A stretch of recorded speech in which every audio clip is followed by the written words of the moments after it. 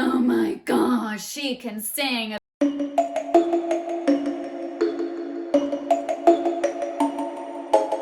Hello and welcome. I was definitely teeter-tottering on the idea as to whether or not I should film this video today or wait another day. I've already tried two other times and ended up having to go somewhere like shortly after both times, and I was like, we don't need to rush this conversation. We need to take our time. We need to allow the space to just process. And I actually just stopped filming for a costume making video. If it's out already, then I'll pop it up on the screen. I don't know which order that I'm going to be posting these videos in.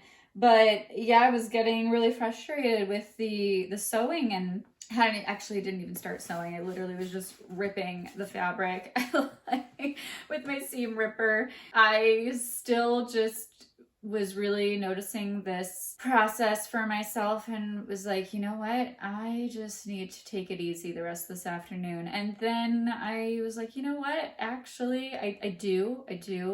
But also, I think part of taking it easy is going to be to share about the story of when I thought I was going to be a professional opera singer.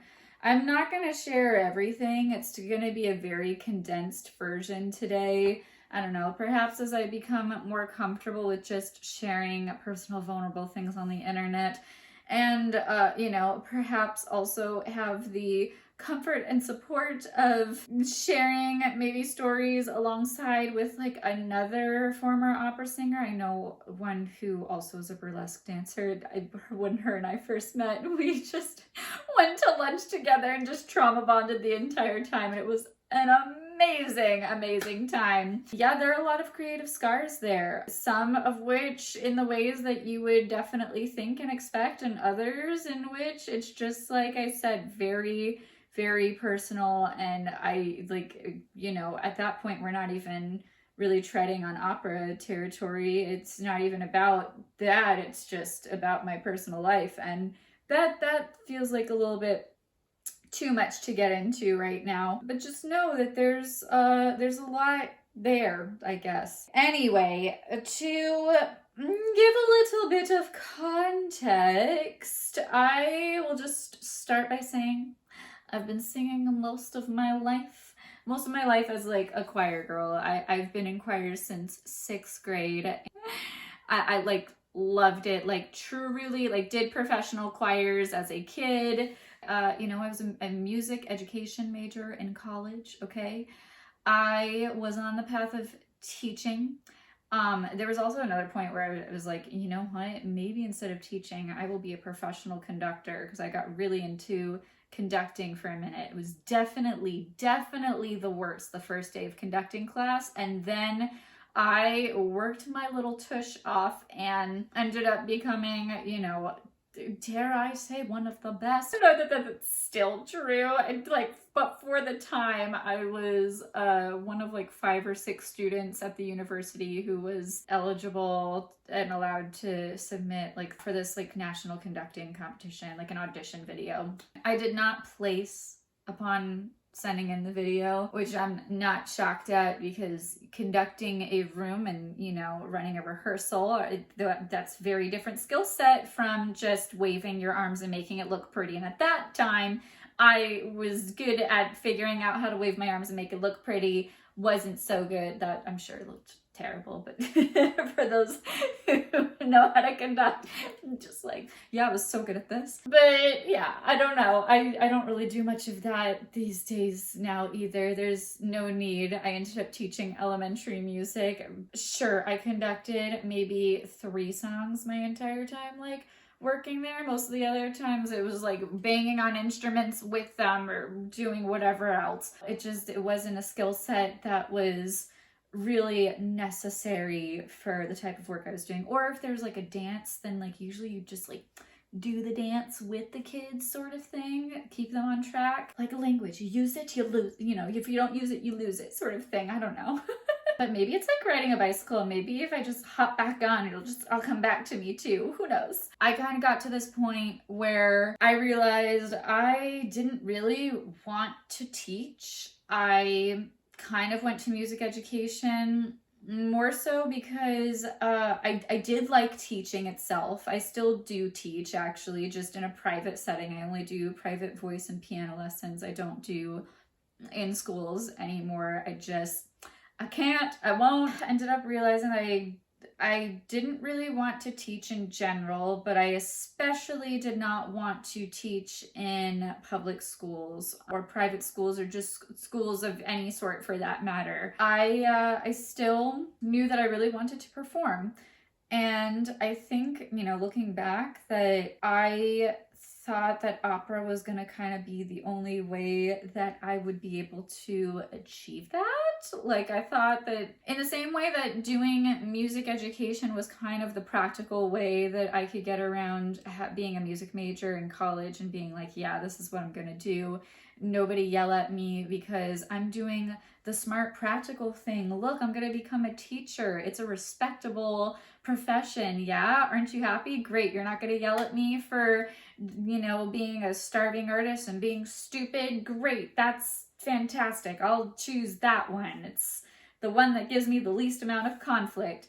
I think kind of being an opera singer is the equivalent of me then, again, stepping a little bit forward and saying, actually, no, I do want to perform. I know that's really impractical, but I really want to do that. It's still, all things considered, feels like the practical approach to something that is, again, does not have to be practical. I don't know. There's ways to be practical about the things that you actually want to go for. You know what I mean? I hope I'm making sense. And so that's kind of why I'm not doing it so intensely anymore. And that's why I don't want to do opera professionally anymore. Well, there's a lot of reasons. There's a lot of creative scars. There's a lot of things. But again, I feel like I'm tiptoeing around just like the story of, kind of where I was. I graduated college. I taught music for 3 years. And in that time,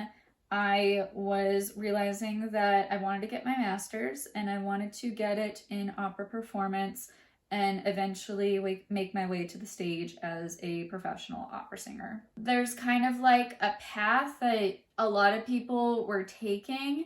It is interesting, like if you talk to a lot of actual professional opera singers, their path of getting there is not a consistent one, there were a lot of different stories I noticed upon talking to different people or just hearing about different people in the industry. But for the most part, the way that it would work is you would get your performance degree as an undergrad. You could also do an ed degree or whatever, one or the other. But something in music, more than likely. And then you can go and get your master's in, again, some sort of performance or whatever, and then you can do like a young artist program where some of them you take like an actual residency and stay at the facility or whatever. Some young artist programs are also just like very short-lived or whatever, where they'll just like have like a summer program that's only like a few weeks, or there's a lot of different things. And people would kind of just stack up all of these types of opportunities. And if you were kind of generally doing that sort of stuff, it just kind of meant that you were on track to do that in the same way that a doctor has their track of going through residency and all of that stuff, or, lawyers have to take the bar and all that stuff. There was kind of a clear path that a lot of people were taking, and then once you kind of get so far, it's like, okay, well, am I actually going to get hired or not? And that could be quite a bit of a gamble depending on just like who what kind of opportunities you get, like how consistent and good are you actually at singing and performing and doing all these things. Did you keep a squeaky clean record for yourself in terms of like, it's a small world, so if you decided to act not so great at a gig, everybody within that industry is going to hear and know about it, and that could very much jeopardize you from ever getting work again.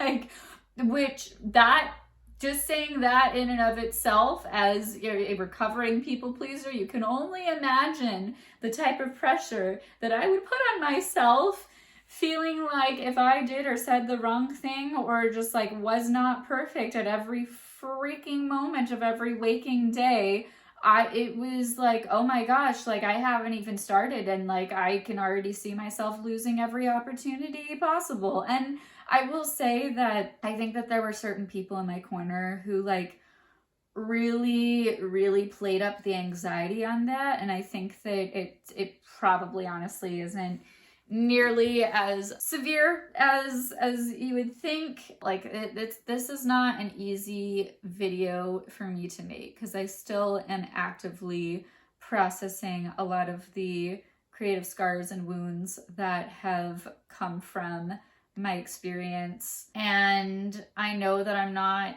completely defined from like my worth is not dependent on whether or not I am an opera singer, but there are still some days that I identify with it so much that it does kind of feel that way. Even when I introduce myself sometimes as a singer, like one of the first things I'll tell people is that I sing opera, and I think that I've had to like catch myself and be like, are you saying that because you're actually proud of it still? Or are you saying that because you know that it's impressive and that you're going to gain like respect from people from saying that sort of thing, rather than just like, yeah, like I'm an artist and actually like I do a ton of different art, and actually like singing opera isn't even my favorite music to sing anymore. It's actually the stuff that I write, and like heaven forbid like I find out that I'm not actually that great of a songwriter. I don't know. Still, like I said, just digesting all of this for myself. But yeah, so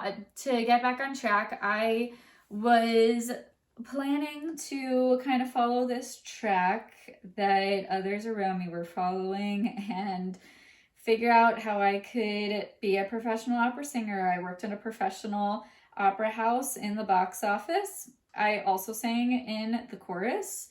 There was like 2 different times where, because somebody had actually heard me in the practice rooms, like not to brag, but there was a few times where a couple of people would come in the practice rooms thinking that I was one of the resident singers. They'd mistake me with one specific singer who I will not name just for anonymity purposes, but they would constantly think when I was practicing, they're like, oh, she's in here?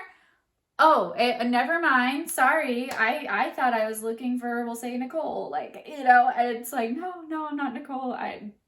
Nice to meet you. And due to like one of those instances or whatever, just them hearing me in the practice room, I like was invited to sing for a couple of like dinner time like recitals in a soup kitchen, which was like a really awesome opportunity. It was like around the holidays too, so like we got to make decorations with the kids and stuff. And I do very much enjoy being able to bring opera into spaces where opera traditionally isn't, because those are the spaces where I get really excited about it, because just seeing people's reaction, like a lot of them are not really used to it, and so it really is like a treat. That's a fun connection for me, and maybe that is why I introduced myself as an opera singer, is like in hopes of like more of those opportunities. Maybe I need to be more gentle with myself and be less critical of the fact like, oh, you're just doing it to impress people. Like, okay, calm down. Maybe there's some of that there because I'm human, but also like maybe that's not the entire reason. 2 things can be true. Right before the pandemic, gone to audition for 3 different universities, or not even universities, like 2 of them were conservatories, but 3 different schools to get my master's. Yeah, so I had left the opera house at this point. I was teaching full-time and, taking time off to go and do these auditions. I put a lot of time, a lot of preparation. I went to many coachings. I really put in the prep work And I'm still like honestly low-key very proud of like the essay that I wrote to these schools. It was, you know, I don't know, I had gotten to like a very bitter point of like my journey as a musician, and I was kind of like feeling a little bit rebellious. Oh, you know, why would I want to be a classical musician and like go and get my graduate degree? And I'll tell you, I don't know, you know, I do get really annoyed about the fact that like classical musicians think they always know what's right, and like, are you inquiring with Mozart over tea on a Tuesday to figure out exactly how he would have wanted that phrase? I didn't think so. You know, and I basically was just bashing the entire thing, and I was, you know, complaining about how if I'd go into a bar and start singing Manon, adieu notre petite table, that like nobody would look at me, they wouldn't care whatsoever, they'd keep eating, whatever. But then the moment that I sing the Queen of the Night aria, for those of you who don't know, that's the that one, yeah, I know it was so pretty, but yeah, like the moment that I start singing that, like everybody turns, they're like, oh my gosh, she can sing, because it's flashy and there's high notes and like people know it, you know. And I was just talking about how annoying it is that people only want to pay attention to art if like they're familiar with it, sort of thing, which like I don't know that I have that strong opinions about it now, but it just, these were very interesting observations that I went through at the time, and kind of realized like, wow, like I myself am not really that impressed by just like little tricks and everything, because like I value the actual artistry, the actual message, the things that are coming from the art and the artist itself, right? But it just, everything started to feel very shallow, and I really was questioning why I was still continuing to want to apply for these schools. And part of it felt like it was just the thing that I had to do. I didn't really have that much of a plan, and so it's like, okay, let's go do this. But I think that there was also like a huge part of me that very much was seeking that external validation, which I think is a very normal thing that people go through in general, but especially for a lot of artists. We're constantly told that what we're doing is not a great contribution to society, or that even though like just think about literally any era in history and how much art has like actually influenced change, and you know, but we won't go there. Like, you know, oftentimes the people who are not benefiting from those changes are the ones who are the most critical. So that's just always a good thing to keep in mind, but that's neither here nor there. I very much was questioning whether or not I wanted to go to these schools. And I will name two of them for bragging purposes, and, you know, and also because I genuinely had a great experience auditioning. And if anybody is interested in auditioning for those schools who's like on that path and everything, like I highly encourage it. Honestly, for like the audition experience alone, I learned so much. It was so amazing compared to almost any other audition that I had ever gone to. And then the one that I'm not going to name, because it is a little bit more local, and it was atrocious. It was the only one that I did in the States, and that was the worst audition I think I've ever gone to in my entire life. And not on me. I mean, not that I did great. I will say I didn't do great, but I was not handed great circumstances. And we are trained to surpass that and overcome it. But like, there's sometimes where there's only so much you can do. We'll come to that in a second. First, I just want to kind of throw in another little story that happened before I auditioned for these schools. So I very much had my heart set on going to Europe. I have lived in Berlin before. I studied abroad there in 2016. It would have been my super senior year of college. I needed to finish up some credits because I was a German minor, and I was like, well, if I'm gonna have to do that anyway, I might as well go to the motherland herself and learn there. I really, really enjoyed being in Berlin and really craved going back there and stuff. Looking back, I'm kind of glad that I didn't. I don't think I would have been ready for it. I think that there were just too many things that I needed to evolve within myself that I'm kind of glad that I stayed where I did. I don't know. It still is on my mind that someday I might want to move back to Europe. We'll see. I really wanted to go there for grad school. There were quite a few reasons. I also just liked a lot of the singing and the music that I was hearing from there in general. There was a different approach to it from how a lot of Americans do it, and neither is better or worse, right or wrong. I just had a preference. Well, I had ended up talking to a friend of a friend who actually, like, I don't remember exactly what happened, like ran the opera department or something, or did something within this opera department in a state, but I won't say which, asked me to send a recording of myself singing, and I had just finished like a summer aria program, and so I was like, yeah, like here is a recording of me singing this Donizetti piece. Cool, let's just see what happens. It was one of those things too where like I didn't ask to talk to this person. My friend was just like, oh, like I'm gonna put you in contact with so and so, and then, you know, one thing led to another, and ended up having this person call me and receive the most interesting like backhanded compliment I've ever like received. Like I was basically accepted to this university on the spot without having auditioned or applied whatsoever, but then was also like told like how much work really needed to be done on my voice, and like how it just, I don't know. I started all of this way later than any of my peers too. Like we did not get the best treatment as music ed students at my university. That did change my senior year. We ended up having another professor come in, and she is one of my favorite voice teachers that I've ever worked with. That was amazing because that was the first time that we started getting like hour-long lessons instead of half-hour-long lessons. Yeah, we definitely were not treated as well as music ed students and did not get nearly as much experience as like the performance students. I will say I could have sought out more opportunities while I was there, and just was so focused with German and my music ed stuff that adding that in, like, it just wouldn't have been realistic either. So, you know, it's not always like what can the school and the teachers provide for you. Sometimes it's how do you take these things upon yourself, and I had different priorities, so I want to acknowledge that as well. I didn't really totally appreciate the conversation with this person, and I will say that since this time I have learned how to receive a package.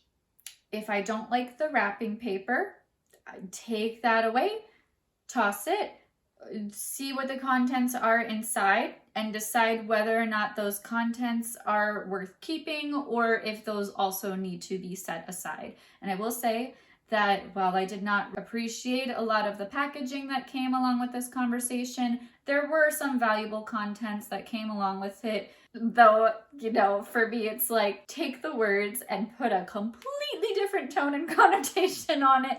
Oh, now that's actually helpful to receive. Not what you meant, but like, thank you anyway. There were some good things in that regard from like this conversation, but basically like without having like asking for any advice or anything, I just was like thrown this whole thing of you're not ready singing wise. Oh God. And I've gotten that multiple times. I had also gotten that from like another professor that I like was going to and asking for advice, and like was basically told like, yeah, all of your peers, they started a lot earlier than you. Basically like, you're too old. That was when I was 26. I was 26.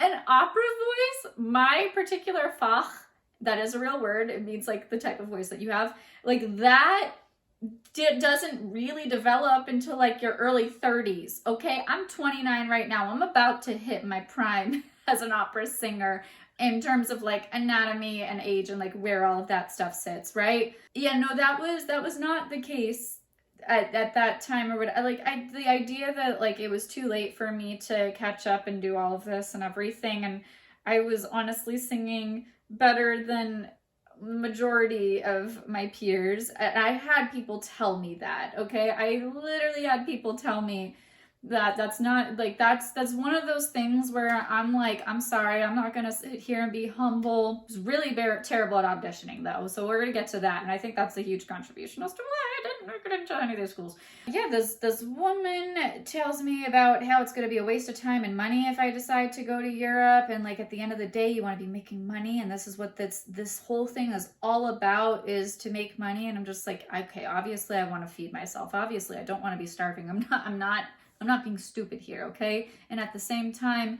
it's like, do you care about the art at all? I will say, like, this has got to be hard. I felt for her, and I don't know. It's one of the things that I've just received from, like, having conversations with people that has given me a motivation unlike any other, and that is that when I had this conversation with her, I could kind of hear in her tone potential regret, or if nothing else, like questioning whether or not she made the right decision. And she told me that she had gotten into a really prestigious school, yet again. When she was accepted, she literally had this dramatic movie moment of like, am I going to choose to have a family, or am I going to choose this career? And she decided that she was going to have a family, which is a totally valid and beautiful sort of thing to have. I think there are ways to have both, right? I don't think that we'd have to make all of these sacrifices. And also, like, at the same time, like, the artist life is not for you, and like that was what you wanted, like I think that's a really beautiful thing. And vice versa. There are infinite possibilities, infinite choices and stuff, and it might not always look the way that we think it will, but you know, you really do have to kind of follow your own gut on what makes sense for you in that moment in your life. Who knows, maybe I'll face certain crossroads at some point where I will have to make that type of decision. In the meantime, while I am as single as all single can be, that's not something I have to think or really worry about at this stage in my life. I'm fully focused on the art, but it felt like she was bringing that up to put this pressure on, almost like, I don't really want you to make that choice because I can hear that there's some talent in you. And I could be projecting. I don't know. I could be very, very much wrong. I don't know. You know, that wasn't clear in like very direct words in the conversation, but it kind of was giving the vibe of like almost like jealousy for the fact that I had the opportunity to even make the choice. And you know, I don't know if you've run into people like that, but sometimes they, in the way of trying to look supportive, will present you an opportunity. They almost have to have their hand in it. This is very, very, very, very subtle thing of like control, but I just did not like the vibe. I did not like the energy. I took it as a compliment, like I said, that I was on the right track. Beautiful. Thank you for accepting me into your university after hearing one recording of me and knowing nothing else. So I did think about that opportunity. I did take into consideration, but ultimately I really had to just trust my gut on it. I was like, you know what? This doesn't feel right. I feel like I would be taking the easy way out. It wasn't feeling like I was going to be going to it for the right reasons. You know, kind of declining that offer, and decided that I was still going to proceed forward with auditioning for the schools that I wanted to audition for. Now, on that list were the Royal Conservatoire of Scotland, the Royal Academy of Music. Oh, I forgot I did 4 actually. The Royal College of Music. And then there was one safe school in the States that, like I said, I'm just not going to name. It is not a school that I went to at all. I will say that. It's not where I went for my undergrad is what I'm trying to say. But yeah, that was atrocious. To just kind of get through that one and just be done with that. It was the only school that had required me to send my music in a month ahead of time. And so I did that. The accompanist should have had my music for a solid month, right? You'd think that as a piano major that would mean that you could play it pretty well. And it was not a very challenging aria. It's one that is done very often by sopranos. That was atrocious. He could not play my music. I definitely had to just assert my own beat and just kind of sing unaccompanied at some parts, and then there's other parts where he would just come back in. And no, it wasn't like he had like a different version or anything like that. Like he had my music because I had to send that in. Yeah, and that ended up just like throwing me off so much. Ended up not passing that one, which is fine because, like I said, it was my safe school, and I really, even if I had gotten accepted, I don't know if I would have gone. The Royal College of Music, I did not get an audition for. That one just was an automatic not accepted, which is fine. But I did get the audition for the Royal Conservatoire of Scotland and the Royal Academy of Music. Royal Academy that was my dream school. That was the one I really wanted to go to. The accompanist that I worked with, hands down the best pianist that I've ever worked with in my entire life. Both of them. And the audition itself, like I said, really pleasant experience. The Royal Conservatoire of Scotland was actually really wonderful because they actually had like a private recital for all of the auditionees the night before our auditions.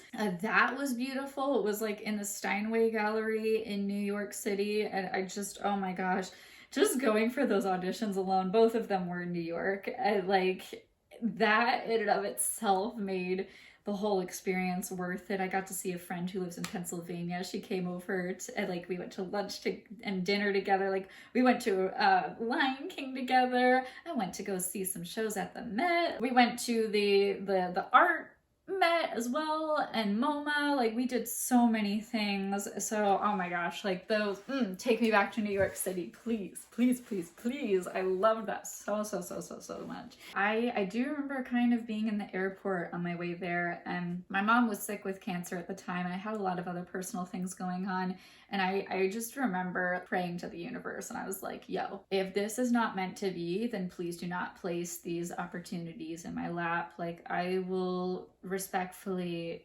accept the fact that I will not make it into these schools. I will be devastated, but I will figure it out, sort of thing. I had this gut thing, which at the time I'm like, oh wow, like looking back and like seeing how many things I would have sacrificed and given up had I stayed on that trajectory of just deciding that I was going to be a professional opera singer anyway. Like, oh my God, I think I would have been so unhappy. I would have been good at it, but I can say the same thing about teaching. I was good at it, but I was miserable. I was the most miserable that I've ever been, at least like career-wise, that's for sure. I got interrupted once again, so hopefully continuity of this video remains intact. We'll do the best that we can. I think where I left off, I was saying that I had awesome experiences with both of my auditions. The fact that I got these auditions was a big deal, is what I was trying to say. Like, these are like the equivalent of basically receiving an invitation to audition for Juilliard. I actually ended up making a friend in New York who was a pianist at Juilliard, and who told me that. She's like, you realize that it's a really big deal that like you are getting to do this audition, right? I'm like, yeah, I do. Don't worry. Like, I know. Really cool. Really, really cool. I am really grateful for having that opportunity to audition. I gotta say that like, I just have always struggled with auditioning in general. I definitely can be very judgmental of myself, and then to also just be in that position where it just feels very high pressure, I don't do really well with that sort of thing. I feel like I have to put on an act rather than just perform, and rather just be, which is, huge concept that I'll get to in a second. I didn't do badly in either of those auditions, but at the same time, I was not actually shocked to not be accepted into either of them either, because I definitely, especially in the context of performing opera, do way better when I've got a full audience in front of me. I will have a way easier time singing in front of 1,000 people who are just excited to watch a show than I am for an audition. That's the way it is. I've heard other artists who have the same little complex. And so I don't know. I think I'd much rather have it the way that I have it rather than the other way around if I had to choose. And like I said, looking at it now, I'm more than okay with it, because I realize how much of myself I really suppress in that space, and it's not a fun feeling. At the time, I was devastated. I screamed like a freaking teenage girl when I received rejection letter. I couldn't handle it. I'm like, I know I said at the airport, like, I'm fine, I'll figure it out, but I didn't actually trust that it was all gonna work out. I hated my teaching job so much. I still there's a lot of things that I look back on and I'm like, wow, like I learned a lot from that time, and I am glad to be able to benefit from that. And there's also a lot from that time where I'm like, that's 3 years of my life that I can't get back. There are times where I roll into that mentality because it truly it was a rough time in all areas. Like I said, professional, teaching, like everything. Fast forward, the pandemic ends up happening not even like a few weeks later. I had to make the decision as to whether or not I was going to stay an extra year of teaching. And at that time, it was scary because if I made the call to leave, it was going to be like a $2,000 fine to like break your contract. Like breaking your contract is not that easy mid-year and everything. Life circumstances come up, people do it, and I was advised by a lot of people to just stick it out and stay. And I will say, because of having to like teach from home, I'm so glad that I did, because I wouldn't have had a job otherwise. So many people who were just in the performance realm were completely out of work at that point. That was kind of a terrifying thing of like, do I really want to be walking through this world as a performer? Like that, this is a real thing. Not that a pandemic's gonna happen like all the time, but like it's scary. What if there are other like huge global circumstances that are just completely out of control? Who knows? I ended up doing like this whole life coaching sort of thing at that time because I'm like, well, I got a lot of free time. I'm not going to be spending all of this money on coachings or dresses for recitals or anything like that. I might as well spend it on this. And then I also ended up doing like some SFX makeup, which I had a really fun time with. Just doing all these other projects while I was in quarantine. I started to realize like, oh, I will really miss this. I haven't allowed myself to paint in years. I haven't allowed myself to like do any of these other types of arts and crafts and everything. Just you name it. There were so many things. I had really been putting so much priority and focus on opera, and I don't regret it. I think that there are a lot of skills that I've gained from being a classical musician that I'm not saying would not have been gained otherwise. I don't look at it as a superior art form, and at the same time, like I definitely, even just walking into a recording studio and working with audio engineers, I'm like, oh, my classical training comes in real hard sometimes. Like I'm like, oh, this microphone needs to be adjusted or switched or whatever because this actually has like a warmer sound, or this one's like too tinny. I can explain all of these things even though I don't actually have the background in audio engineering or anything, but I can make it digestible and translate that in that space because I have the training of being able to just listen to different timbres and being able to kind of figure out stuff like that. So it's like, hey, I don't know how to fix this issue, but I can tell you that this is what I'm hearing. This is what I was hearing before, and this is what I want to hear. How can we make this happen? And maybe I would have some of those skills otherwise. But there's a lot of other things too, right? I see the benefits from having that experience. There's a lot of things that I realized that I would have deprived myself on if I had stayed on that path. But the one really, really big thing that got to me was in this life coaching thing, we talked about the idea of performing versus witnessing. And basically when you're putting on a performance, you're putting on an act. It wasn't even supposed to be in the context of art, but like, of course, as an artist, I'm going to apply it to art. Why would I not? And the idea of like being witnessed was more so I'm just being me in my own element and allowing you to come into my space to view, and you can decide whether or not you're going to watch, whether or not you're going to walk away or whatever. But like that's the true gift, is like the authenticity piece of it. It's not trying to put on something that you are not. It is just simply being who you are, because that's the most unique and precious gift that you can give to the world. And I don't even think it was said in those kinds of words, but I'm giving you my interpretation right now, okay? That's how I put it up for myself. And I thought about how if I had continued to sing opera, I would live a life telling other people's scripts. Most of them just old dead men. There's some great music, don't get me wrong. We don't need to cancel it just because it's from an old dead white man, okay? What if I do want to share my own story? What would that look like if I were to start sharing my own narrative? And so, of course, that's how my album was born. I wrote it during quarantine, have not released it yet. I don't know when the heck that's gonna happen. I keep saying like it will happen because I really do believe in my soul that that is just something I am meant to put into the world. And if for no one else, I solely just need to do it for selfish reasons at this point, because like I need it to be out. I need it to be released. We're not there, and that's okay. I will say that I have found a lot of opportunities and a lot of moments for healing during my entire time, my entire journey. When I was really set on being an opera singer, I also sang at a local piano bar, and I had many fans in there. It was really sweet, really adorable.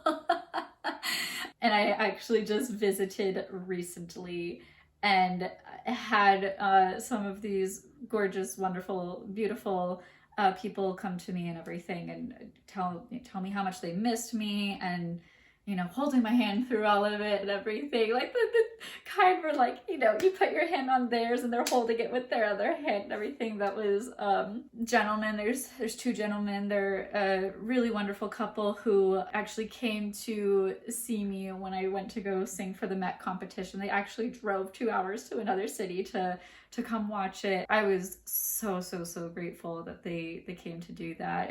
I learned a lot from singing at that piano bar. I tell people I learned more singing there. It's gonna sound so cheesy, so cliche. I feel like the person who never left high school when I talk about this piano bar, because it really just meant that much to me. Probably for most people it's just like a casual thing on a Thursday, but for me, with the kind of dare I say trauma that I had from being a music major, classical musician. And I don't want to paint it in such an ugly picture. There were so many good things too. Like I have so many great stories from like being a music major. There were times where it felt like we were in Harry Potter and it was our Hogwarts, not gonna lie. Countless stuff like that too. Still just think that there was such an atmosphere of working through things by ways of fear and by ways of perfectionism, and watching all of these people sing musical theater in a piano bar. I learned everything that I know about musical theater, I know from being there. I really did not know much about musical theater at all going into that environment. B, it also just watching everybody be so supportive and let loose. Everyone had their special songs that they would sing, and it was beautiful. It was absolutely beautiful. I'm gonna post a little clip in here at the end of this video because I definitely want to share that. But it was so supportive. I always felt like I had a special place to stay when I was at that bar each week. No matter how bad the week was, I always look forward to singing there. It was a place to be able to really reclaim my voice and to really appreciate my wonderful instrument and all of the training that I had, and just see what I can do with it. Because of experiences like that, I am really wanting to continue to take my opera voice into other spaces, now via burlesque, as a way to kind of reclaim that part of myself. I don't plan for it to really take off in any sort of professional way. I've even kind of thought maybe this is just something that I kind of need to do to even just kind of close that chapter of my life and be able to kind of set it down with a sense of peace, because there is still some grief in, the idea that I worked so hard to get to a certain point. Basically almost, took it to the top sort of thing. I really do think that I could be somebody who could pretty easily sing in a lot of professional venues and stuff. I mean, I have sung as a professional opera singer, just only in the chorus. And that was a really healing and really wonderful experience too. I had a great time doing that sort of thing. And now I'm just kind of doing the burlesque stuff instead. That takes up so much more of my time and energy or whatever. But yeah, I'm happy to have the opportunity to kind of bring my opera voice into that space. But there's still like a lot of fear, a lot of hesitation that's coming up, and I just kind of wanted to make this video so that way I don't know, it's my own therapy session right now, but I'm hoping it helps other people too. Like, I'm hoping that if there are other artists out there in general, even if we don't share the same medium, that this kind of gives you a sense of permission to come back to things and reclaim it, or to just walk away from it altogether and to realize that that's not the only way to make art. Like, there's so many different avenues on either end or in between. I also like follow this TikToker. I can't remember her name right now. I never know TikTokers' names because I don't really pay attention. I'm like, oh, your face, you popped up on my screen. I recognize you, but I'll put her stuff down below too. I don't follow her super closely, but because I'd seen some of her stuff in the past, but I really wanted to watch her journey. She was like a former ballet dancer. She has all these tattoos, and she's like a hairstylist, and she was going to be a professional ballerina and then ended up having like a eating disorder that took over. And so she had left that, but then, you know, came back and realized that she was never, okay, wow. I'm about to get teary-eyed because this stuff just like, hits like on a soul level for me. But she realized that she was never meant to be that traditional ballet dancer. I think I'm like getting teary-eyed because I remember telling my mom, I was like, I just know that I'm gonna perform in some way. I just don't think it's gonna be the conventional way that I was anticipating. And she said, Allie, you never do anything conventionally. And I was like, thanks, Mom. You see me. This is true. I rarely do. I definitely will just kind of shove my way off course and then find my own path. Yeah, she recently ended up coming back to ballet, started taking classes again and everything, and bought herself pointe shoes again, and just all the stuff. It was such a beautiful thing to watch. It gave me a lot of hope and a lot of inspiration. And I don't feel the need to like really take opera in the same way that I did before, although there's a couple of arias out there that I'm like, oh, while my voice is in its prime, we need to sing this. We need to like, come on, I'm gonna regret it if I wait until my 50s and my voice can't do the same things that it can do now. This is part of why I have to do it now. I'm like, okay, it's now or never, baby. Like, not really. I don't want that to be discouraging for if anybody is older or has a disability or et cetera, that you think, you know, is preventing you from doing the thing that you love. You should not let that be a reason to stop you. Like, life is always supposed to be full of more adventures, and I think that is a beautiful thing to figure out a way to walk through these things and to put your own handprint on it, so to say. Like, you know, like, it doesn't have to look the same.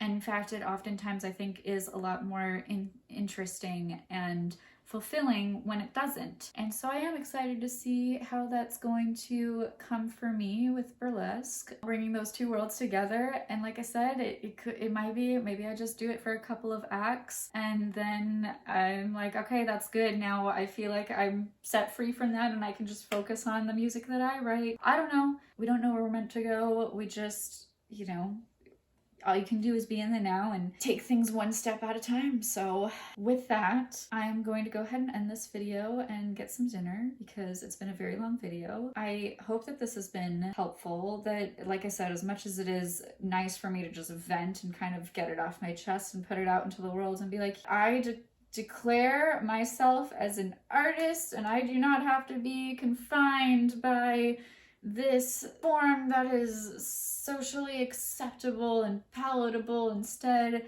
I can create my own little medley of whatever I want. Giving myself that permission, I just hope that I'm giving others that same permission, whether you witness me going through that journey or not. You can take that and put that into your own context. With that, I'm going to go ahead and part with you. But before I do close out, I'm just going to go ahead and post a little bit of a clip of me and my friend Sean singing in Piano Bar. We sang Glitter and Be Gay. This has been our duet. It's not supposed to be a duet, but we make it a duet. It is a lot of fun. We had the entire bar clap. I'm excited to see what is to come. I hope you enjoy our little performance, and I'll see you in the next video.